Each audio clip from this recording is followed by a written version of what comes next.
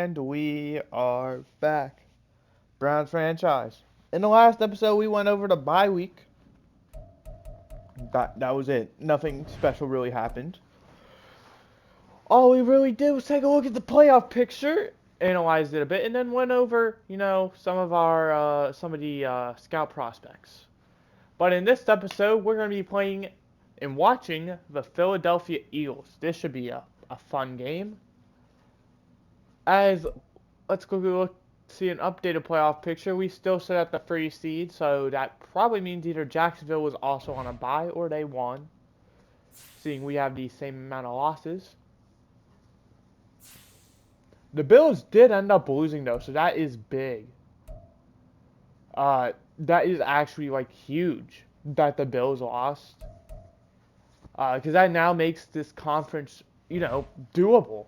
I thought Buffalo was going to run away with the conference. But there's still a chance. We have an unstoppable force to go over. I'm going to assume it's A.J. Brown and Jalen Hurts. We got to get constant pressure. I know the big concern with Jalen Hurts is he's a mobile quarterback. He's just going to, no matter what pressure we bring at him, he's just going to dodge it. And that's decent fear. We're obviously, I feel like, going to contain the QB scramble. They have such a good offense. We're going to go with the blitz counter. Throw for 350 is not happening. One interception is definitely doable. 24 or less. 200.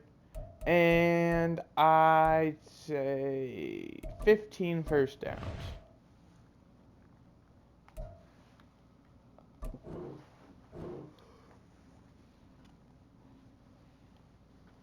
Hopefully we don't sustain any injuries. We're going to check. Another great thing that's happening is we are getting Myles Garrett back. He missed the Commanders game due to a practice injury.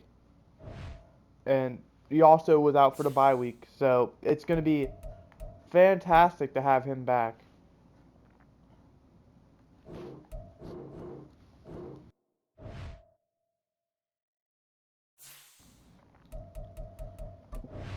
Let's quickly check the injury report. We're completely healthy. The Eagles are at E, which isn't too far of a scroll. They are completely healthy, so this is going to be both teams at their fullest strength. Let's get right into it.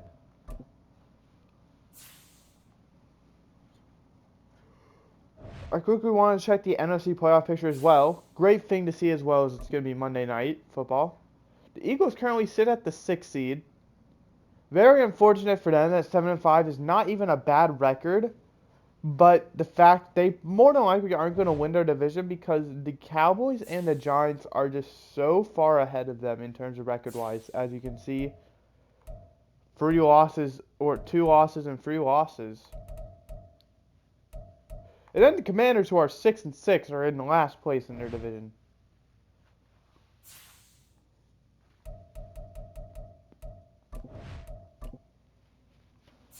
This is the NFC beast right here.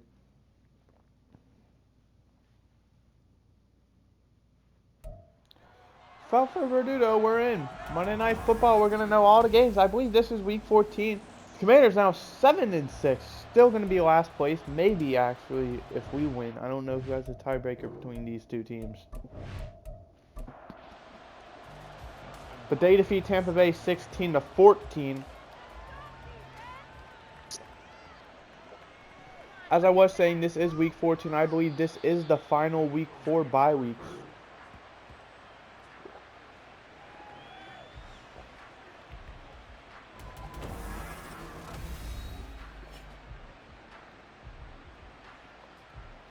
So this is going to be it for all these teams. Well, for bye weeks. This is going to be no more breaks. First attempt from the 25, they're going to hand it off. It's going to be a gain of 1 to DeAndre Swift and Jeremiah Owusu-Koramoah on the first play of the game. Out with an injury. All we can do is hope that he does make a return to the game. But that is a big loss for us. That's going to be caught. It's going to be about 2 yards short of first down. Buffalo wins 21-10 over Green Bay. They hold on to the lead in the conference for at least one more week. 3rd and 2 now from the 34, forcing a 3rd down. And he's going to get enough. It's going to be a gain of 2, which is just enough. Panthers win 28-14 over the Saints. Another handoff to Swift. This one gets a gain of 4 up to the 40. But Jeremiah Owusu-Koramoah, big injury. Unless if he gets franchise tagged, he's not going to remain on the team. Jalen Hurts is going to take it himself, and he has a lot of running room. Tackle down at the 37. Gain of 23. Raiders at least won 28-10 over the Bengals. Which really sucks. But also, because we have, at the moment, negative 26 mil in cap room. Up to the 29 is Dallas Goedert. Seattle picks up their first win of the season, 42-21. New York beats Dallas 31-28 to make that division race even tighter.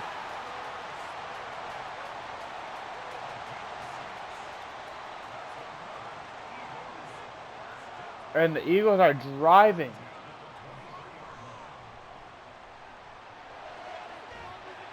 Martin Emerson was unable to make the tackle, and he gets up to the 10 because of that. 1st and goal now. Patriots win 28-10 over the Jets. So yeah, there's only 2 players I really want back, and only one's like, I really want him back. And that's Jeremiah Owusu-Koramoah.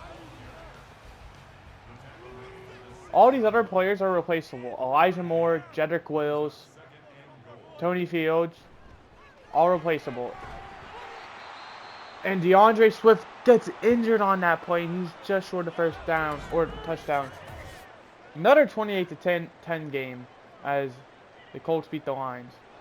3rd and goal from the half-yard line. 24-10, the Titans win over the Bears. Hand it off to and it's no good. Down at the 4. That confused me. I thought that was Kenneth Gainwell. Jalen Hurts kept it. Luckily for us, our defense read it. And the field goal is good.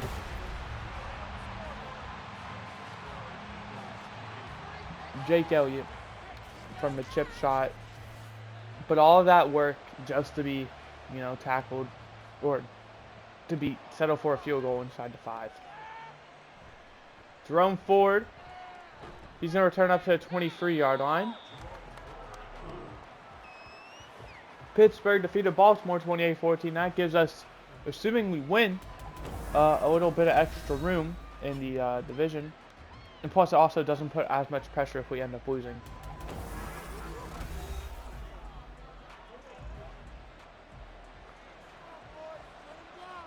Because Baltimore at the moment does have the tiebreaker over us because they have the head-to-head record. Jerome Ford going to fight up to 29 for a gain of 5. Another thing to look at, I talked about Jeremiah Owusu-Koramoah. The other player I'm interested in bringing back, but I know we won't be able to, but I would like him probably a bit more, that was a gain of 10 by 4, is Dustin Hopkins. He's been a fantastic kicker for us. Arizona wins 24-17 over the Niners. And to franchise tag him would be significantly cheaper than to franchise tag Jeremiah Owusu-Koramoah. Denver defeats Kansas City 35-32. Plus, I also feel like it's a lot harder to find a good kicker than it is to find a good linebacker. That was Pierre Strong who got a solid gain there.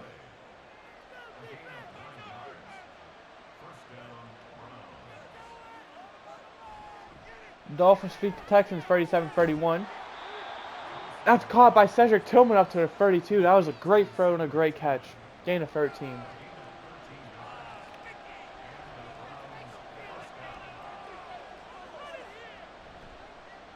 Gonna be a handoff. That is Pierre Strong. Uh-oh.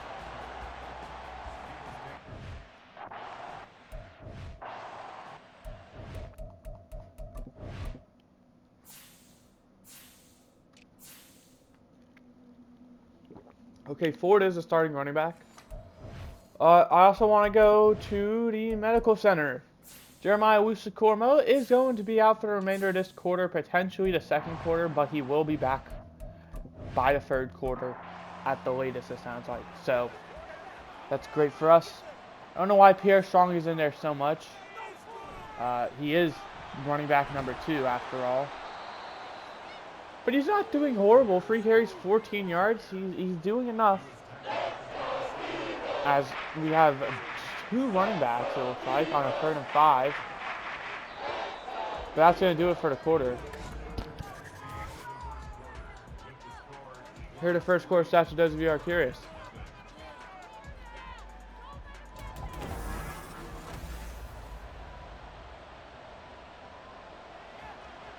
Is that still Pierre Strong out there? It is. DTR looking to... and just threw it away. So I'm a bit concerned because there is a glitch with my save file, I know, where, and it happened last season, where Nick Chubb just for no reason never saw the field.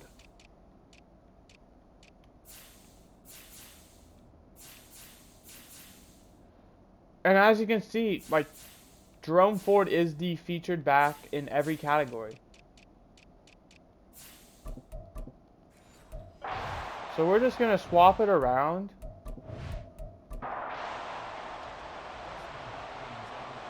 And hopefully it fixes itself. But this is going to be a 44-yard attempt for Dustin Hopkins.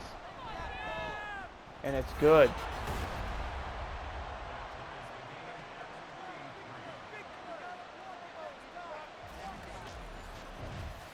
And now I guess the only other thing I can really try is to just switch it around again.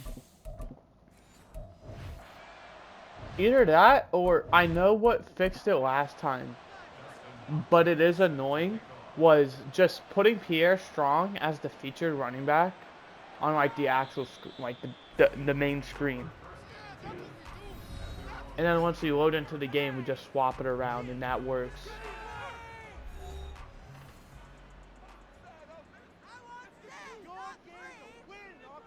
You see both teams moving around a bit. Oh no. Never mind, I checked that. Gonna be a gain of 3. I assume they're gonna have someone wide open. I am looking and I currently don't see Jeremiah Owusu-Koramoah, so I'm gonna assume it means he. Oh no, he's out there. He made the tackle. That was a gain of what, 5? So he is back out there. That's great to see. They run it, and he is going to be stopped just short of the first down. Right on the line. And the punting unit is going to go out there. And they did an amazing job breaching. That is... yeah, it's definitely glitched because Jerome Ford is the featured return man as well. I don't know what's going on. We're just going to have to play this game out normally then. Pierre Strong, a nice gain. He's going to get up to the 39. And Nakobe Dean goes down with an injury. A young up-and-coming linebacker.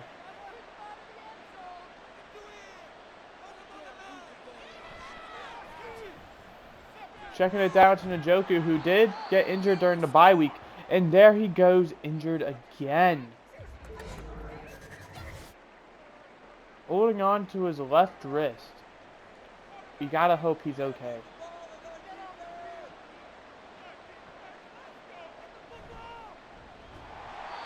That carry goes nowhere for Pierre Strong. That's gonna bring up 3rd and 4.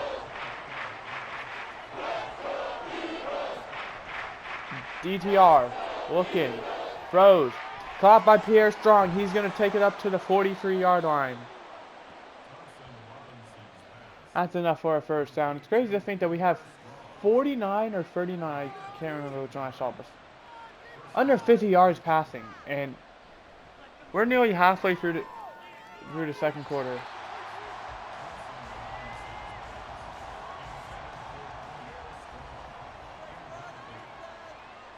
kind of proof, though, that we're able to run the football.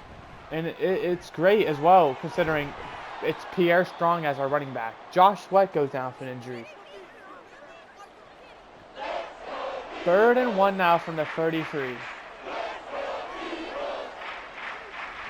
Hand it off to Pierre Strong. He's going to get another first down. Up to 24. He's got 46 yards now.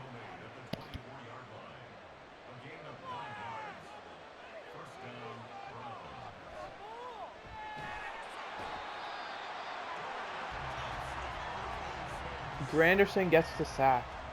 Lost 6. And I'm a bit concerned because this is how we found out how good Jerome Ford was. Was this glitch? That's going to be a loss of 2. Jeez, 3rd and 18. Where Nick Chubb just didn't play, and we found out how good Jerome Ford was. And now Pierre Strong's looking very good. So now I'm wondering, well, we have another potentially great running back. This could just be like a coincidence. You should have scrambled for it, DTR. I know you probably wouldn't have got it, but you would have made the field goal a lot easier than 49 yards.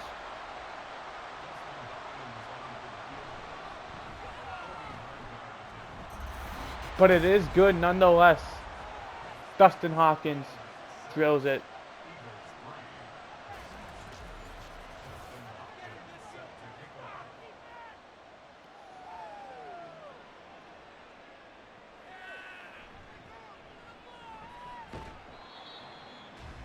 Tackle down at the 20 is their guy.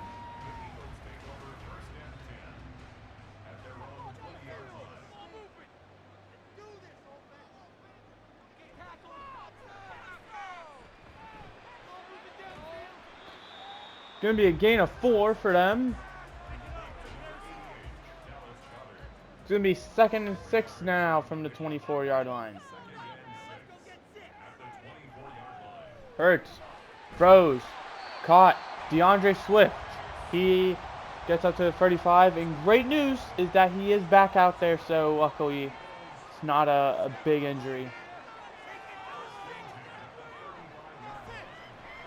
Checks it down to Dallas Goedert. He's going to be up to the 45. Way to fight for the first down. Fortunately, he was just short, but you love the effort. 2 minutes left to go now in a game of field goals. Browns lead 6-3, but the Eagles have the ball at the 45. Looking to, even the game up or take the lead. Hurts. Quick throw. Goddard again. Jeremiah Owusu-Koramoah allows only 2 yards on that, so it is a first down, but same time, great job for only allowing the 2 yards. Hurts. Throws. Devontae Smith. He's got some room to run. He gets out of bounds at the 35. That's going to stop the clock for minute 36.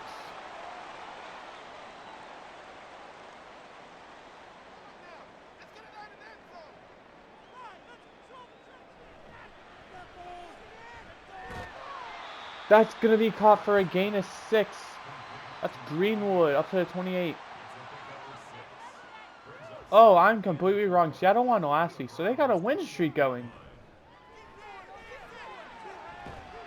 And we make the tackle down at the 30.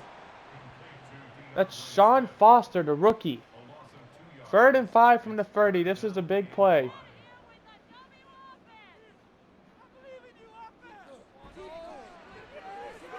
And it's going to be intercepted. That's Tony Fields. Returned up to the 36-yard line.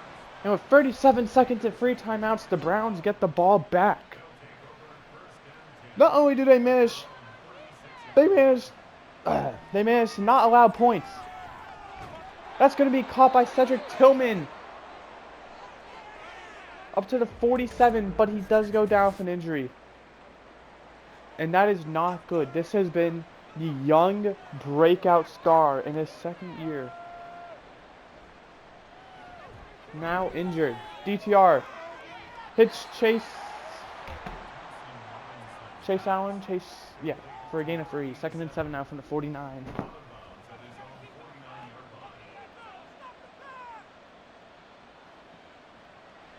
DTR rolling out, throwing, caught. Timeout Browns are 2nd and a half. I have no idea who that was because I don't know what number it was. I think maybe Tyree Spears. DTR. Looking. Just missed his man. And with 18 seconds left, you're probably looking... It was Tyree Spears who got the 11 yards. I wouldn't be opposed to handing it off and just, you know, taking the field goal. But there's Spears up to the 35-yard line.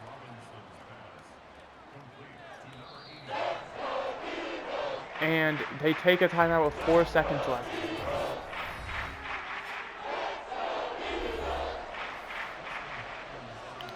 A 53-yard field goal to send it in the half. And it's good. 53 yards, but there is still a second left on the clock as well. So barring some magic return or penalty, we're going to be going into half with a 9-3 score. Returned up to the 26, and that's going to take us to the half.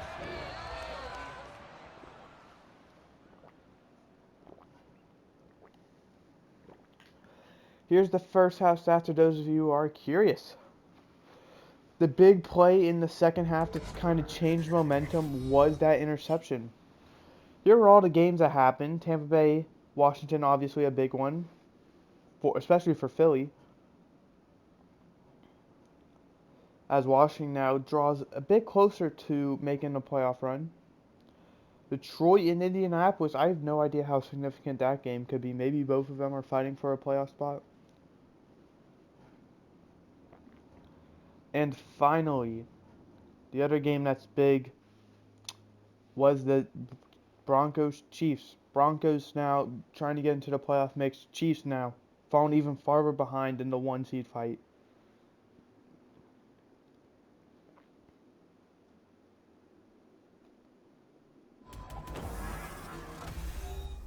The big first half plays, we have the big rush by Jalen Hurts. I want to say it was 23 yards.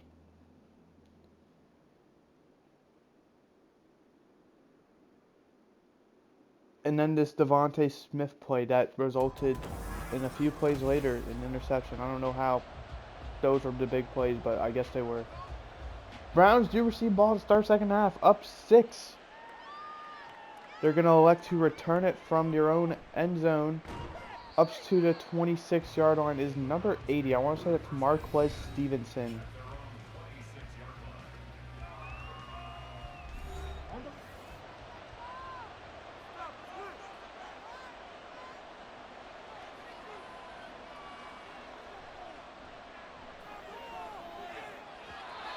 Missed.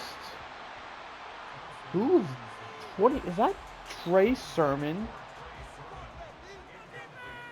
I guess this is just an off day for Jerome Ford or something. Give him a rest, sure.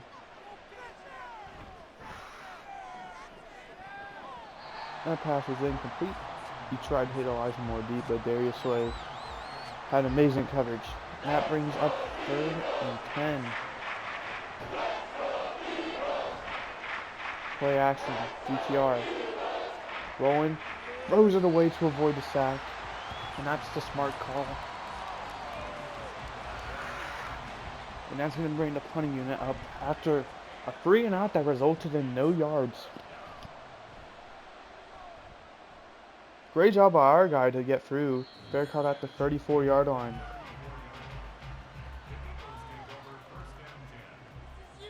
First and 10 from the 34. Even this is still anyone's game because a touchdown will give, and the extra point would give the Eagles the lead. That was a gain of 8 by DeAndre Swift, but he does look a bit banged up there. He is still out there though, it looks like. They go right back to him. He gets a lot of yards. Still going. Out at the 43, and Quez Watkins down with an injury now.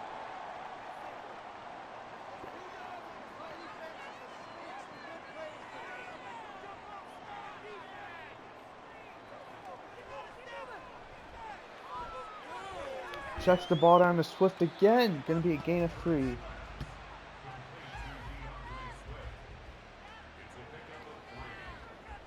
DeAndre Swift has been the only guy making plays so far this half. That's going to be intercepted. Juan Fornell down to the 1. He had Devontae Smith open.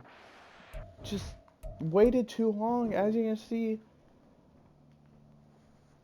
Just burns past Denzel Ward. But underthrows it, which allows Ward to go up. That was not Devontae Smith. That was Greenwood. To get his hand just, as you can see, barely on it. And then Juan Thornhill diving to make the interception. But now you got to be worried about the safety. You only got 1 yard to work with. Pierre Strong gets up to the 6 yard, or excuse me, Trey Sermon gets up to the 6, gain of 5, and that does give them a bit of room, but still in fear of a sack safety. They hand it off again. This time gonna lose a yard is Pierre Strong. And 3rd and 6 from the 5. I have no idea. We might just want to run the football again. We do. And Trey Sermon is down at the 10.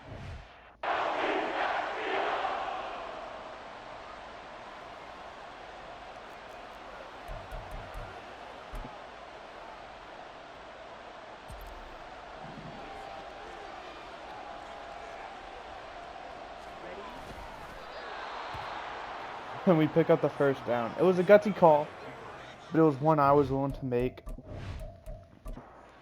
Because I genuinely felt like we should have ran it there.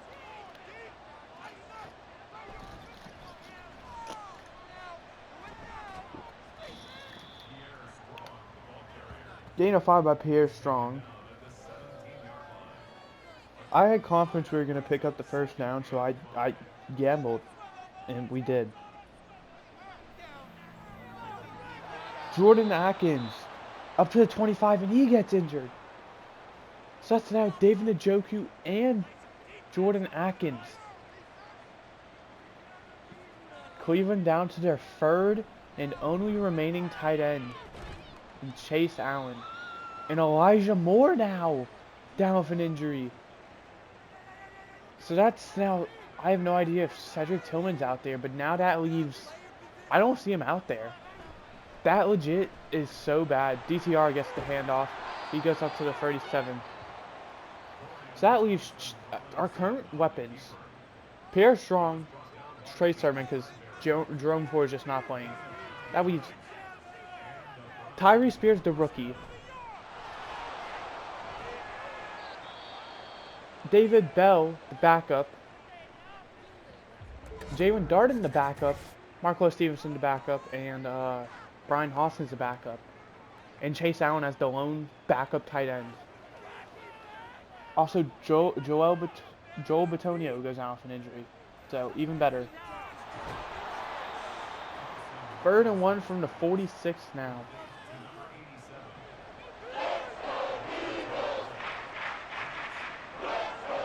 I have no idea who wide receiver 3 is, by the way, out of all the few names I mentioned. I know I can see David Bell out there. Jordan Davis makes the big play, and that's going to bring the punt unit out there.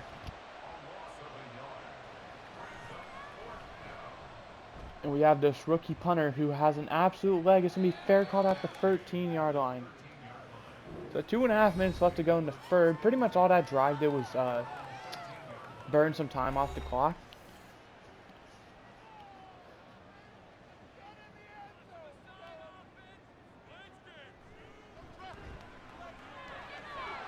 A.J. Brown makes the catch.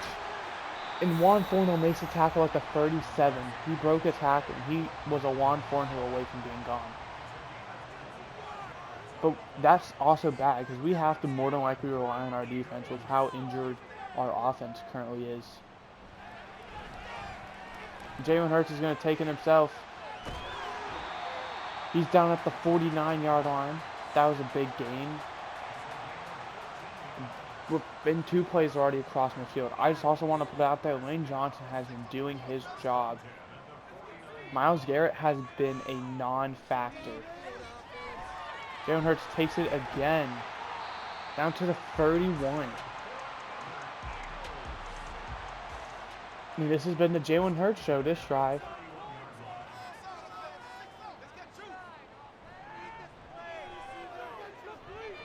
Tweet to Devontae Smith. He's going to get a gain of 9 up to the 21. And I do have to call at least one more play before, the end of the quarter. But Jalen Hurts also does have his X factor now. And that's going to be incomplete. Great job,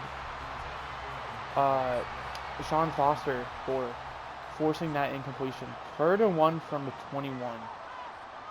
This is go for a territory if you don't get it.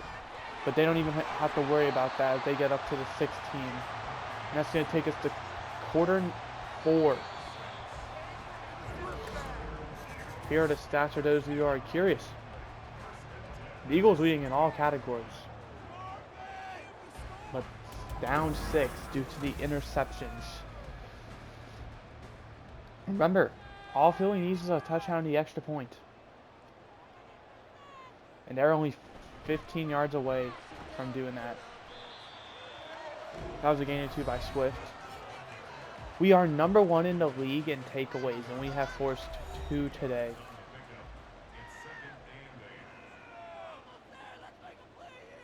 Really shows how dominant this defense is, and they might just have a guy wide open for a touch. They hand the ball off.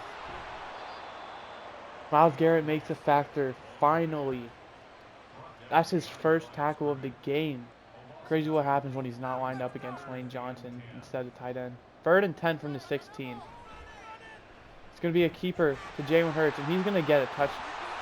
No, he's not. He's down at the 1. But that was a gutsy call by the Eagles, and it worked out. 1st and goal at the half-yard line now. Jalen Hurts, he's going to be down at the 2. He's going to lose about a yard. Maybe a yard and a half. And that also loses his X factor. They're going to keep it again. He's going to get back to the half-yard line, but still not quite there. Tony Fields made the tackle. 3rd and goal from the 1. They've gone 3 read options in a row. Will it be 4? It will. And this one works.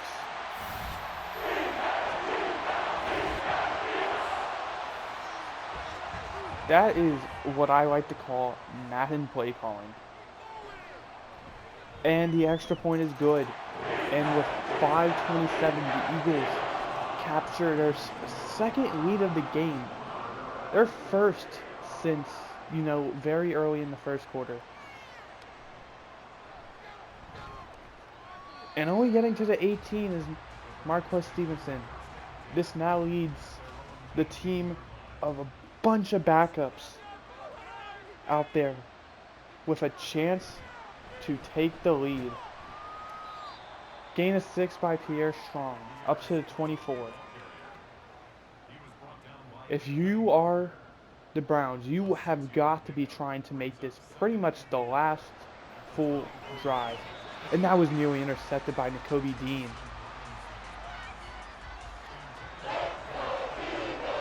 Third and 4 already from the 24. DTR. He has to throw it away due to Hassan Reddick. And the punting unit's going to have to come out there. And now it's going to be up to the defense. Granted, no penalty called there. That's honestly, I would argue, the right call. But he has to be careful. If that was a penalty, that would have been a first down.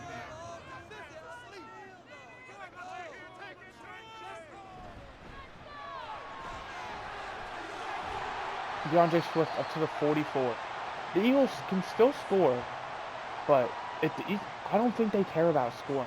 They want the clock to have all zeros.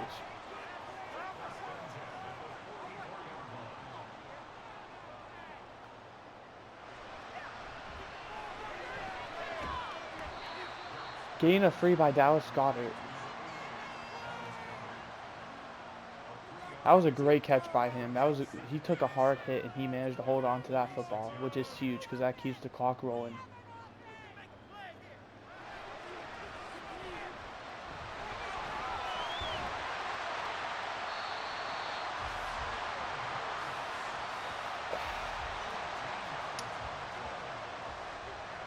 It's really sad that this game we're actually about to lose because we have been unable to stop the quarterback scramble, which was literally like my weekly strategy. Okay.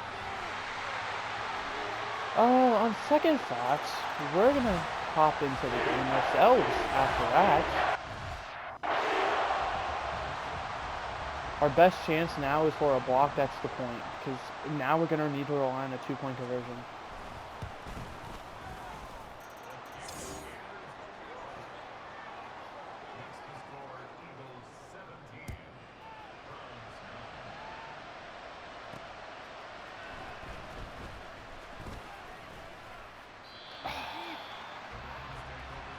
Pierre Strong just sat on his ass and just allowed me to get tackled. We have 2:34 and 3 timeouts, so that is good.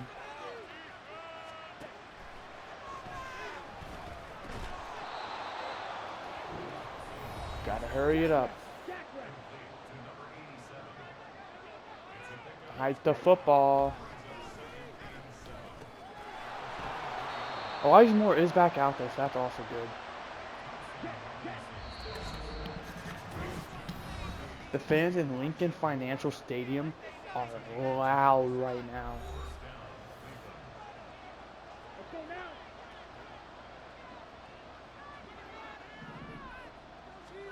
Tyree Spears still out there, so I'm going to guess Cedric Tillman is out for the game. Elijah Moore was open. DTR failed to hit him. I knew we had him if we were patient, but it was also a tough throw. He had to loft it over to the defender. Okay. You want to play that game, EA? Fuck off.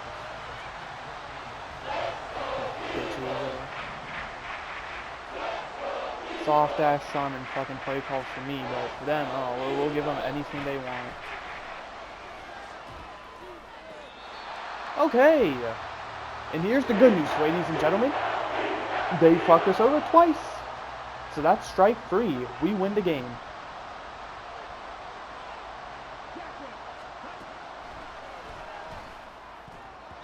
And that's strike 4, ladies and gentlemen. So they are well done. That's a victory for us. Crazy how in the final 3 minutes of the game, they just bombarded us with BS play after BS play. And that's why I force win games. So I don't have to deal with these tyrants who just, control the game. It is going to be our ball, so we're going to give it one last chance on. Oh, no, it's not. All right. Well, there goes that. But hey, I'm happy. That's a W for us. Whether it's earned or not.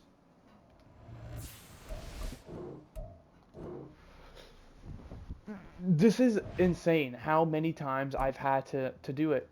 It's actually insane. Alright, we're going to quickly go over to schedule. We were the away team. But as you can see, force win home, force win none.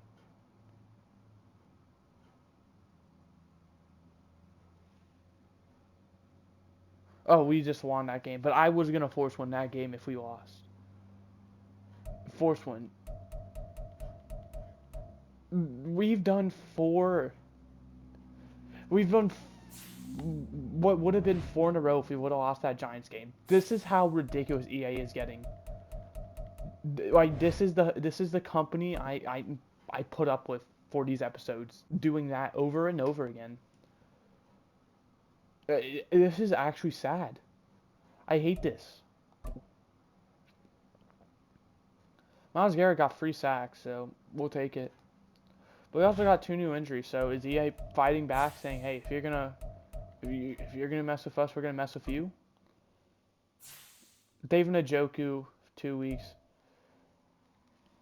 Agbania Okoronkwo for 6 weeks. Well, we can't sign anyone if we want, so there's no point of putting him on IR.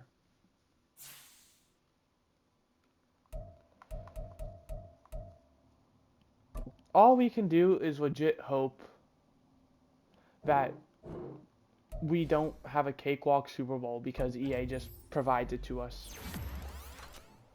I'm not asking to win games. I'm making this very clear. I don't care about winning or losing.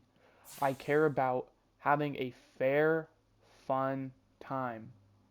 And EA is failing game in, game out, week in, week out to provide that.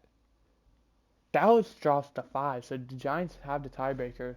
Philly still sits at 6, and Commanders are at 7. The whole East is in there.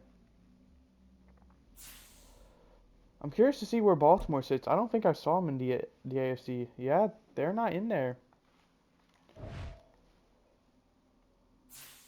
I've told you. I'm gonna tell you again, viewers. I'm going to jeopardize this series for fairness. This, if it happens every single week, this will be the final episode. Like this will be the final season.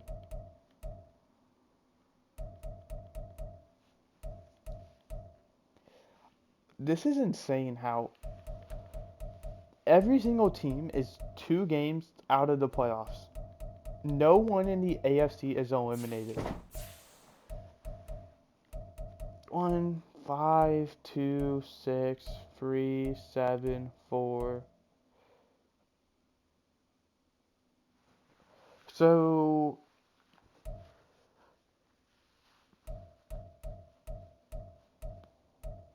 I would argue the same for this conference. Obviously, the Seahawks are eliminated. I don't think there's a mathematical way they make the playoffs.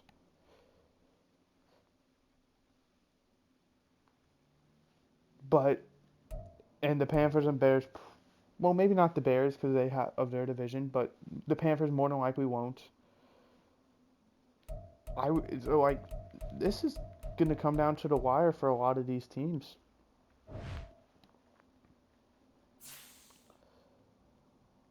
With 4 games to go, and they're you know still not just in contention, but have a solid, like a good chance that they just win. But that is gonna do it. I hope you guys enjoyed. I enjoyed it until the final 3 minutes. I'm gonna see you guys next time where we'll watch this Dolphins game. Uh, but yeah, goodbye. Hope you enjoyed. And like I said, if this happens to be the final season, I'm sorry, but I'm not gonna just keep giving you these types of videos where I just have gameplay and then it doesn't even matter. But goodbye.